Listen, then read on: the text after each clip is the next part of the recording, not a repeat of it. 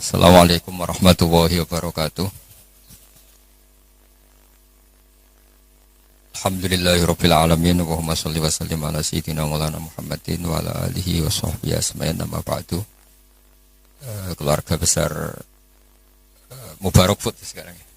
Mubarak Food yang saya hormati, wabil khusus ini ada Haji Hilmi. Pulau azam saking dalam karena beliau ketika minta saya berbesar hati acara itu di rumah saya sebetulnya lewat virtual. Justru karena tawadhu beliau saya mau datang karena saya memang kangen Sunan Kudus juga karena lama gak ziarah di sandera tamu-tamu itu. Tapi dari rumah saya azam mau menerangkan tentang Nabi Ibrahim karena ini sudah mendekati Idul Adha atau Idul Kurban. Di antara yang membolehkan ulama kerso atau mau populer atau mau dimaklumatkan atau mau tampil adalah awalun nubuwah itu dimulai dari at-tahaddi. Jadi semua kenabian itu dimulai dari memaklumatkan ke publik bahwa seorang Rasulullah Muhammad SAW juga semua nabi itu harus memaklumatkan diri kalau beliau itu nabi. Nah sebetulnya itu juga seterusnya orang alim, wali, itu juga habib, itu juga harus memaklumatkan diri kalau beliau itu habib. Tentu tidak harus dengan lisan, tidak harus dengan apa, tapi yang penting memaklumatkan. Kenapa itu penting? Kita bikin analogi. Saya bikin analogi dulu. Misalnya Anda punya istri sedang hamil. Anda tahu di situ ada klinik persalinan atau dokter bayi atau dokter untuk menangani orang-orang hamil. Itu Anda ngerti karena apa? Karena plang ya, karena tanda itu. Di situ ditulis dokter kandungan siapa itu, atau klinik persalinan. Atau bahasa kerennya klinik korban lelaki. Itu menjadi tahu karena diberitahu. Begitu juga kita konsultasi sama dokter psikologi. Kita tahu karena ada tulisan dokter psikologi dan seterusnya. Kemudian kita kuliah juga gitu menjadi tahu kalau itu UGM, UII atau UI juga karena tulisan atau karena maklumat. Nah harusnya memberitahu kalau Anda orang alim atau Anda wali atau apa itu boleh dengan makna yang positif bahwa ini maklumat. Nah kaitannya dengan Nabi Ibrahim alaihissalam, beliau itu pernah munajat. Dan ini awal beliau bergelar Khalilur Rahman, kekasihnya Allah. Beliau itu pernah munajat sama Allah sambil bergumam geremeng lah kira-kira. Tapi geremengnya Nabi ya jadi wiridan itu. Kalau geremengnya sampean jadi laknat itu. Ini geremengnya Nabi, tapi bergumam. Ya Allah, dunia ini tidak fair. Engkau zat yang begitu penting, paling berpengaruh, yang menciptakan langit bumi, kemudian engkau tidak diketahui. Bayangkan misalnya kalau seorang presiden jalan di kampung terus diundang ngelik, kan tersinggungnya Masya Allah. Seorang raja Arab Saudi kenalan sama orang, terus orang itu tanya, jenengan dalamnya pundi, itu kan tersinggung. Aku sing di Arab Saudi buat takoi. Begitu juga seterusnya. Ada Gus besar misalnya di pondoknya, terus orang tanya, jenengan dalamnya pundi, aku sing di pondok ditakoi.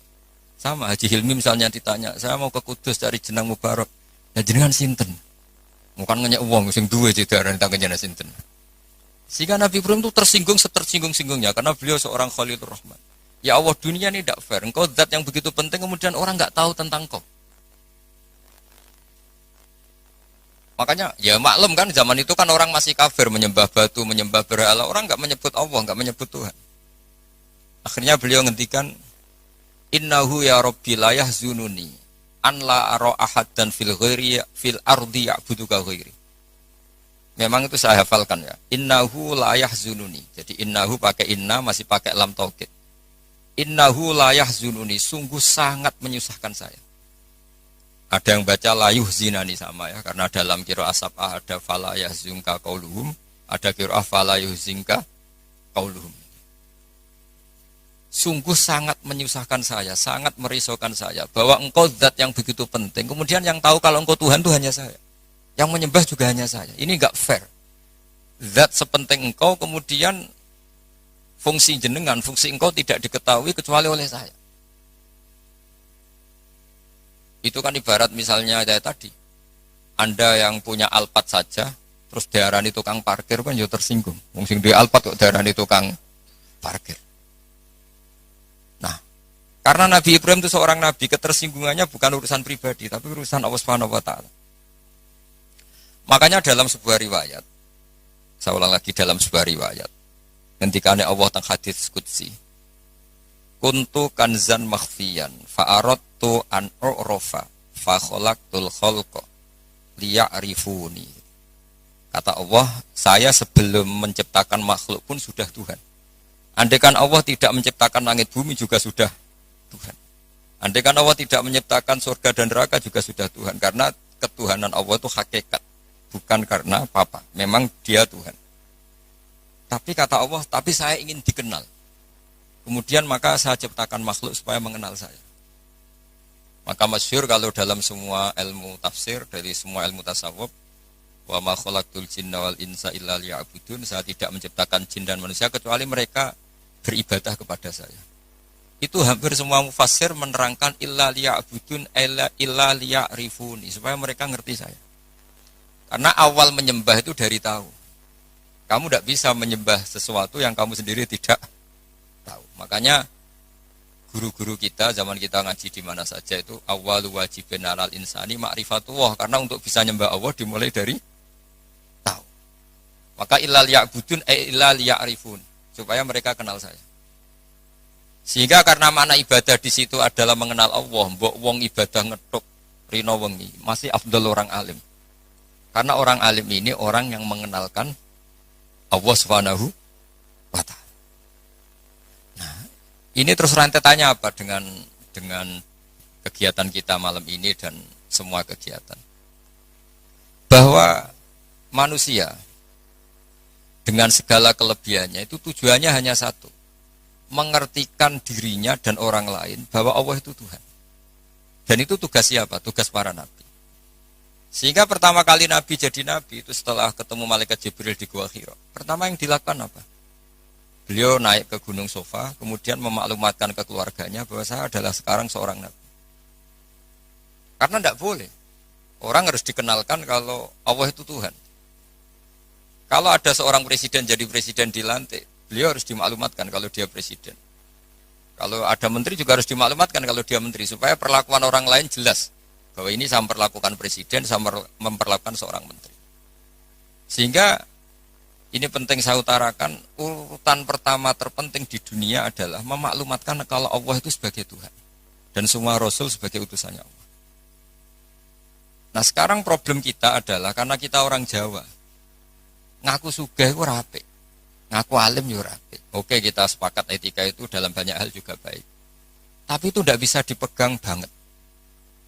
Karena kalau orang misalnya nyuwun sewu, kaya, terus ibu-ibu miskin, nanti untuk BLT. Ya lucu tuh, misalnya Haji Hilmi terus untuk apa? BLT. Ini kan terus lucu.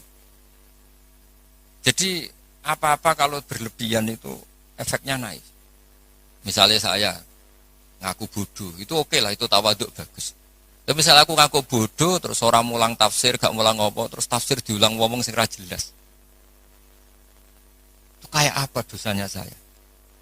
Saya masih ingat di antara awal-awal saya kenal Pak Quraish Shihab, kata beliau, kita ikut dosa kalau yang mengajar itu tidak ahlinya, karena enggak karu-karuan. Sehingga apa? Dosanya orang alim itu apa? Kitmanul ilmi, menyembunyikan ilmu. Makanya ilmu itu harus dimaklumatkan. Tapi tentu tanpa khadun nafsi, bahwa orang itu enggak perlu ingin populer, enggak perlu. Saya enggak pernah ingin populer. Tapi saya ingin mempopulerkan ulumullah, mempopulerkan ilmu-ilmunya Quran. Jadi di antara sebabnya Nabi Ibrahim jadi Nabi adalah beliau pernah risau sampai punya gelar Khalilur Rahman. Beliau setelah menemukan Allah punya kerisauan, ya Allah sungguh dunia ini tidak fair. Engkau zat yang begitu penting, pencipta langit bumi, zat yang begitu perannya penting, kemudian orang tidak kenal engkau. Coba misalnya pekerja di Mubarak, nggak ngerti kalau Haji Hilmi itu ketuanya, itu kayak apa buruknya. Kamu nggak ngerti kalau presidennya Pak Jokowi, itu kayak apa buruknya. Kamu nggak ngerti kalau bapak kamu itu Karmen, itu kayak apa ngawurnya. Nggak ngerti status orang yang berjasa ke kita itu buruk sekali, apalagi nggak ngerti Allah Subhanahu wa ta'ala itu betapa buruknya. Sehingga Nabi Ibrahim itu risau. Nak sampean kan risau kok ora roh nak aku melarat wong ora gelem sedekah, jadi risau mikir dirinya sendiri. Misalnya seneng cewek kok ora roh cewek iku nak aku seneng dikne. Jadi itu egois sekali. Nabi Ibrahim itu yang dirisaukan adalah Allah zat yang begitu penting kemudian tidak dingerteni oleh mereka. Sehingga beliau mulai bikin cara untuk Allah dingertikan.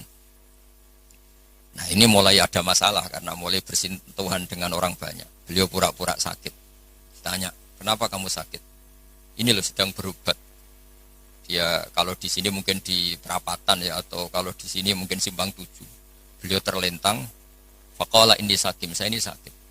Ya minta dong berobat sama perbintangan karena mereka menuhankan perbintangan. Fanadzara nazratan fin nujum. Dia minta, tapi kok saya tidak sembuh-sembuh. Terus akhirnya dia datang ke tempat pemujaan. Setelah datang ke tempat pemujaan, terus beliau ngasih beberapa makanan. Kok enggak kamu makan? Jadi Nabi itu ya lucu. Wong karuan berhala kok ditawarin makan. Terus beliau mangkel karena dianggap berhala ini sombong, ditawari makan kok enggak mau. Itu dipukulin semua, hancur semua. Terus kapaknya diletakkan sama yang atas, yang ketuanya, yang paling besar. Jika beliau diadili itu lucu. Ibrahim siapa yang menghancurkan berhala-berhala kecil itu? Paling yang besar, beliau gak terima disaingin kan. Wah, kalau gak percaya tanya, fas'aluhum ingkanu yantikun. Kalau gak percaya tanya. Wah, otak kamu ini mulai masalah Ibrahim. Wong karuan berhala kok ditanya. Wah, kamu itu afala takilun, agak gak punya akal, kamu gak bener. Ibrahim menimpali, kamu lebih gak punya akal. Karuan ngomong aja gak bisa kok kamu sembah. Di sini mulai beliau bikin tamhid, kalau dalam ilmu mantek itu tamhid itu bikin dasaran logika. Akhirnya mereka tahu bahwa Ibrahim tujuannya itu buruk, yaitu hanya mencibir kita menyembah berhala.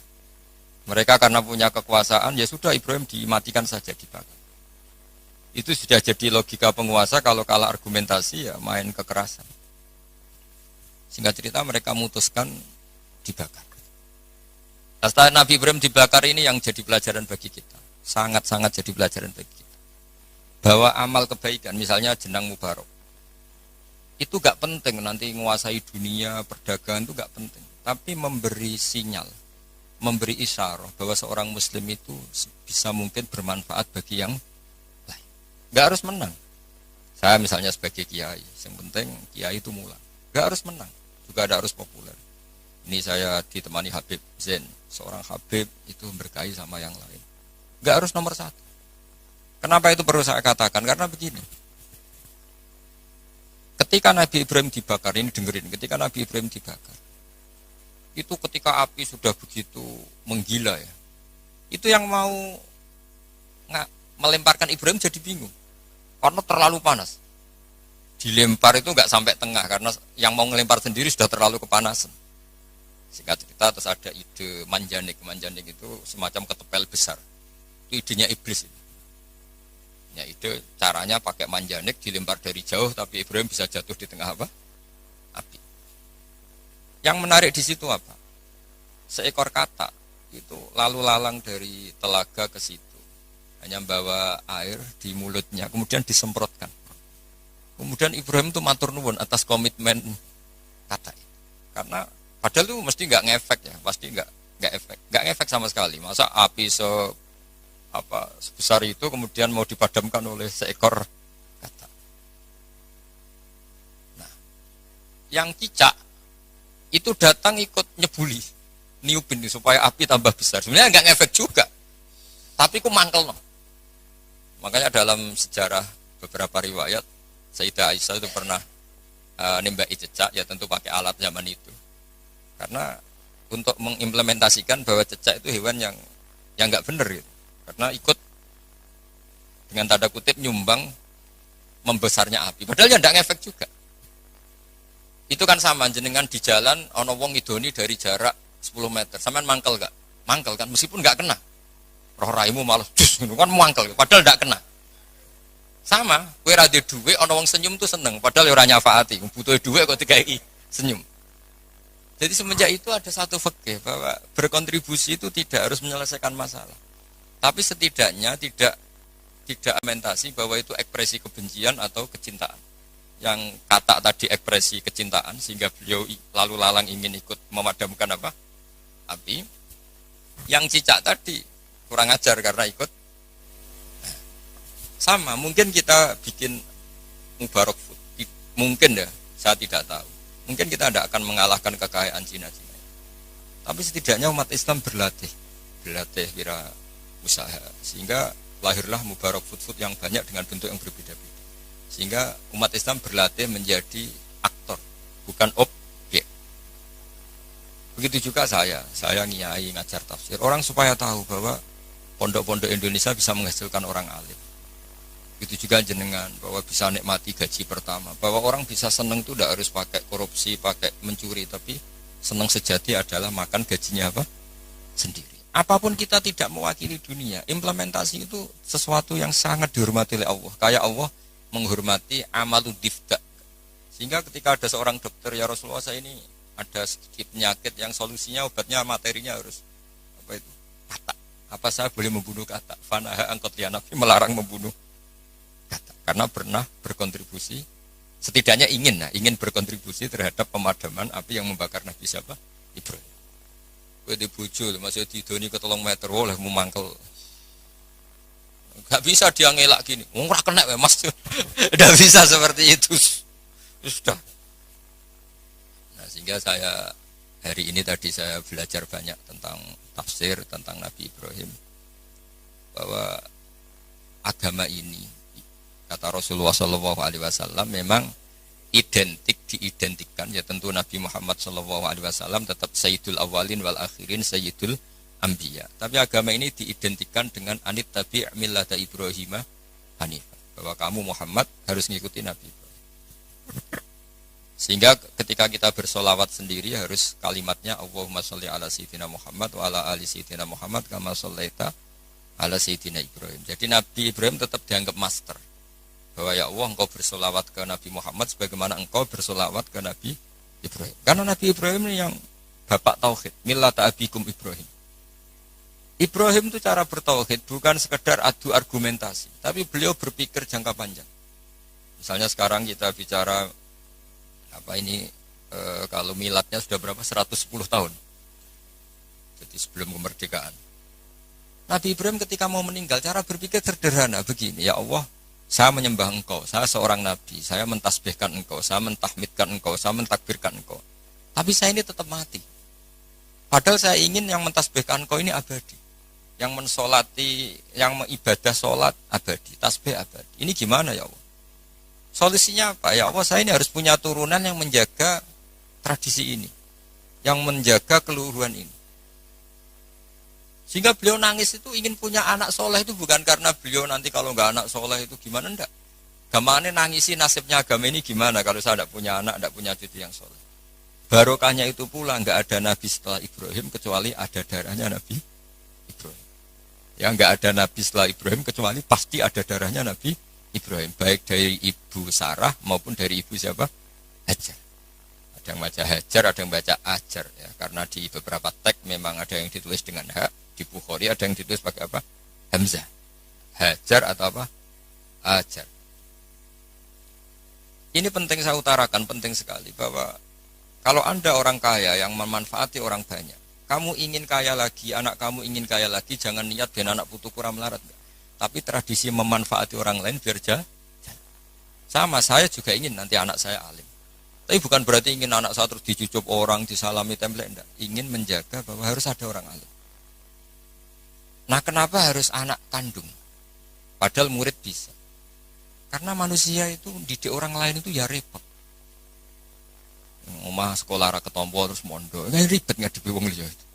Timbang nang omah nakal dititipno pondok. Ribet. Meskipun kita terima itu sebagai santri, tapi kan komitmennya beda, cara berpikir beda. Makanya didik ini bukan berarti ya tetap beda. Sehingga Nabi Zakaria ketika ditanya, kenapa engkau begitu fanatik minta anak kandung, waladas sulbi itu anak kandung. Kata beliau, wa inni khiftul mawaliya mewaroi. Kalau orang lain mewarisi saya, itu pasti cara berpikir tidak persis-persis sama. Meskipun solehnya mungkin mirip ya, tapi tetap beda. Saya punya pengalaman. Tidak, sampean jangan terus kecil hati, saya ada anak kiai. Kesolehan itu tidak harus jadi kiai. Saya punya pengalaman, ya. Pengalaman entah buruk entah baik, terserah cara Anda menafsirkan. Kiai itu kalau betul-betul kiai itu melihat orang sholat itu senangnya Masya Allah. Melihat preman sholat itu senang. Melihat orang tobat senang. Padahal ya orang untung-untungnya di mana juga. Gak ada untungnya. Tapi karena dia dididik bahwa sholat ini cagai bumi. Apalagi kalau kiai ini sudah jadi wali, bahwa Allah tidak menghancurkan bumi ini pertimbangannya karena masih ada yang sholat. Nah, sementara kalau kamu itu otaknya pedagang, rawong sholat itu banyak kebutuhan sarung. Wah, nak ngono gawe sarung. Berarti tekem Cina kayak tadi. Banyak orang haji terus Cina produk apa? Pakaian apa? Ihram. Banyak orang wiridan terus Cina produksi apa? Tasbih. Tapi kalau wali itu tidak begitu cara berpikir. Jadi melihat orang sholat itu, ya Allah itu luar biasa. Terus kepikiran, nyari kalimat apa yang kira-kira dengan sujud itu benar-benar plus tauhid. Akhirnya dicari-cari lah kira-kira kalimatnya Subhana Rabbiyal A'la bihamdi maha suci engkau yang maha luhur. Karena sekali sujud itu dia tidak benar komitmennya, bisa sujud kepada makhluk. Dan itu bahaya, wis sujud, wis batu eneng bumi jebule kli. Itu beda, perasaannya wali sama itu beda. Kalau kamu pedagang kaya terus wali itu mesti gini. Saya ingin jadi orang kaya pedagang. Ben wong Islam iku mburoh wong sing salat. Kayak apa hinanya kita misalnya sampean apal Quran, iso ngaji maca Fathul Muin, terus dimajikan sing ora cewek, tersiksa enggak? Kayak apa tersiksanya? Dua atasan man lam yusolli wa lam yasum. Tapi nak kowe sugih mau diniat paling kan ana santri melarat itu buruh ning aku salat, aku zakat, aku poso. Jadi solihun tahta yadi solihin wong soleh, buruh ning wong. Itu beda. Sama-sama kepen dadi wong sugih tapi rasanya, dan itu yang dinilai Allah. Saya kenapa ngaji di mana-mana bawa kitab? Setidaknya orang itu lebih terhormat ngaji Mbak Nawawi, kitabnya jelas. Sanad saya jelas, saya ngaji Mbah Mun, ngaji bapak saya, ngaji keluarga Kudus, keluarga Kajen. Istifadah, saya jangan ngaji betul memang sama Mbah Mun. Ya, kalau istifadah ya dari berbagai kiai. Orang itu terhormat. Jajal misalnya aku ngaji sampai ngaji ning Kudus, nggo primbon. Itu Haji Hilmi kan tersinggung, sebab piye disowan terus cerita komik. Ngono kan gak mutu kan. Yo sini-sini wong Kudus kan wah, banyak wong Kudus kan. Tapi kalau kita pakai sanad yang baik, pakai kitab yang baik, kan yo ngregani sing diaturi. Sehingga kenapa Nabi itu mesti min ansabi qaumi? Enggak ada Nabi kecuali dari nasab terbaik. Enggak ada Nabi kalah ganteng. Semua Nabi pasti yang terganteng di kaumnya. Ya terbaik nasabnya di kaumnya. Karena Allah itu kepengen ngregani masyarakat. Misalnya ke Nabi terus keriting, pesek, yo ribet. Senajan to soleh. Maka enggak ada Nabi illa min ansabi qaumi kecuali dari nasab terbaik. Jadi kadang-kadang orang salah paham, wah ini nasab enggak penting, ya penting sekali. Justru dengan nasab ini masyarakat terhormat. Punya Nabi dari kasta terbaik, dari marga terbaik, dari kultur terus wajahnya juga ajmalan nas. Makanya wa kana Rasulullah sallallahu alaihi wasallam ahsanan nasi khalqau wa khuluqan. Nabi itu pasti yang paling ganteng. Enggak boleh Nabi pesek itu aja enggak boleh. Apalagi yang lain apa enggak boleh. Tapi tidak usah disebut ya di fitnah. Pokoknya enggak boleh Nabi. Kalau cucunya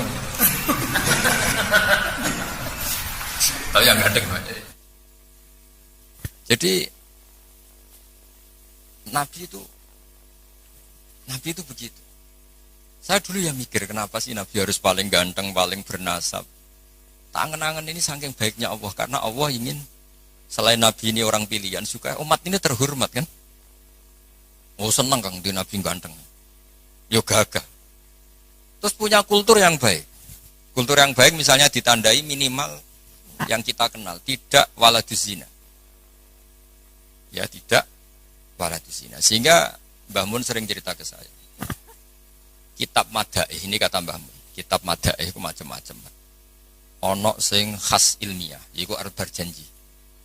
Ono sing khas isyak bronto ning pangeran, yaitu Dibak dan Simtud Duror. Dan beliau begitu ta'aluk sama kitab berjanji, kitab Simtud Duror, ya kitab Dibak. Saya kemarin baca Dibak puasa, juga baca Saman perhatikan ketika ulama dulu memuji Nabi. Di antara pujian yang disebut apa?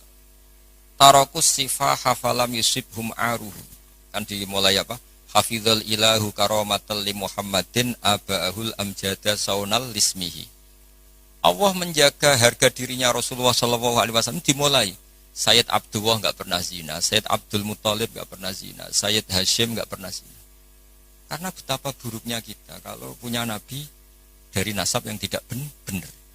Maka pujian pertama yang dilantunkan apa? Tarokus sifah. Mereka meninggalkan perzinahan. Falam yusibhum aruhu. Maka babanya Nabi itu tidak ada ceritanya yang mau berbuat zina. Min adami wa ila abihi. Dimulai dari Nabi Adam. Jadi, karena keren punya pemimpin. Bapaknya jelas, mbahnya jelas, buyutnya jelas. Saratun saronu nubuwati fi asari rihurohimul bahiyah. Itu begitu. Akhlaknya juga gitu. Gak ada Nabi kok medit. Pusing kan gitu Nabi medit. Oh, pusing. Punya Nabi goblok, ya pusing kan. Makanya Nabi itu harus fatona, harus apa? Cerdas. Misalnya di Nabi sekolah atau munggah kan pusing. Terus jadi Nabi kue sing ranking. Iya sekolahnya pinter aku kok. Wong jadi kiai saja kalau ketemu temannya pusing. Karena temannya menangin aku sekolah atau munggah itu saja sudah pusing. Makanya jangan pernah jadi kiai ketika kiai kamu masih hidup itu menangi goblokmu itu. Wah itu masalah itu kan. Wong kok konco kiai ketemu konco pengapesan. Kok iso ngorek muin. Wong dhisik maca jurumiyah sering ditek ada masalah kan. Makanya terus akhirnya dukun berkode apa ngiyai masalah jalan pintas dukun. Ini saya cerita sehingga Nabi itu mesti dari gen terbaik. Hafizul ilahu karomatan li Muhammadin aba'ul amjada saunalismi. Allah menjaga harga diri Nabi itu tidak mulai Nabi Muhammad, itu dimulai dari Nabi Adam. Begitu juga menyangkut ibunya. Terus begitu. Jadi gak ada penjagaan sesempurna kayak Allah menjaga kekasihnya Rasulullah Shallallahu Alaihi Wasallam. Ya, tapi sekarang itu memang zaman fitnah ya macam-macam. Orang baca dibak dikatakan bid'ah. Saya bilang, andai kan dibak kamu baca pakai bahasa Indonesia itu saya yakin tidak ada yang bilang bid'ah. Karena itu buku sejarah. Berhubung mbok waca ndermemel koyok mantra. Lah iku sing mari akhire darani bid'ah. Coba kalau kamu baca bahasa Indonesia di depan orang yang biasa darani itu bid, nah kamu baca aja, baca yang apa? Di sini biasanya tiba apa berjanji, pasim tuduror apa saja saya hafal insya Allah. Enggak yang terkenal saja, berjanji apa? Al berjanji misalnya dimulai dari apa?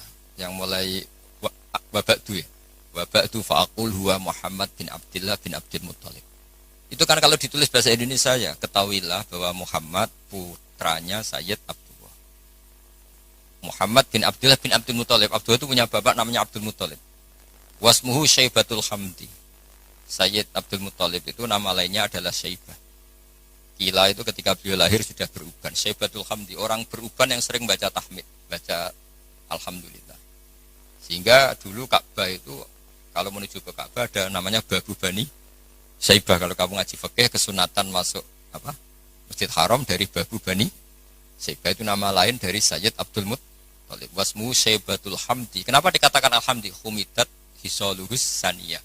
Beliau punya perilaku-perilaku yang sangat terpuji. Di antara yang paling masyhur adalah ketika penduduk Mekah kesulitan nyari air, beliau munajat terus sama Allah sampai mimpi dingertikan lagi oleh Allah tempat Zam-Zam. Apa tempat Zam-Zam. Akhirnya beliau ngeduk lagi. Makanya Zam-Zam itu dinisbatkan ke Abdul Muthalib. Padahal Zam-Zam tentu mulai Nabi Ismail. Paham ya? Tapi di bab tertentu dinisbatkan Abdul Muthalib. Makanya masyhur wa yundabul mausulu billadhi istahar kabi'ri Zam-Zamin yali waman hafar. Jadi Abdul Muthalib itu punya gelar waman hafaro bi'ro Zam-Zamah. Wahai orang yang menggali lagi sumur apa? Zam-Zam. Jadi beliau itu intinya itu lama sekali penduduk Mekah itu sudah kehilangan Zam-Zam. Abdul Muthalib munajat, akhirnya karena beliau min dzurriyyati Ibrahim dingertikan